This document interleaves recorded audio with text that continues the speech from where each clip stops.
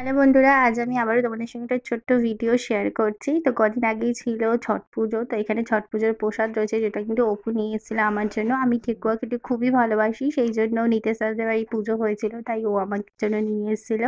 Thank you Nitesh দা আমার জন্য এটা পাঠানোর জন্য, আর বৌদিকেও থ্যাংক ইউ। খুব ভালো হয়েছিল খেতে। নিশ্চয়ই কাকিমার বাকি বৌদিরা এটা বানিয়েছে, আমার এটা খুবই ফেভারিট। তো ও আমার জন্য নিয়ে এসছে, তার জন্য ওকেও থ্যাংক ইউ অপু।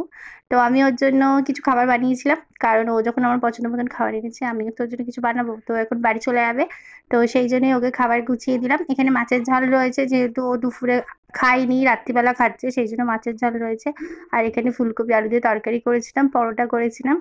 আর এটা হচ্ছে ডবল কুসুমের ডিম আছে সিদ্ধ, আগের দিন রান্না করেছিল মা, কিন্তু ও তো ছিল না, সেই জন্য আজ ওর জন্য সিদ্ধ দিয়েছিলাম। আর এখানে বাপি মিহিদানা সীতাভোগ ল্যাংচা এনেছিল, আর ওই কেকটা কিন্তু মায়ের বার্থডের কেক। তো কেমন লাগলো অবশ্যই বলো, আর থ্যাংক ইউ ঠেকুয়াটার জন্য।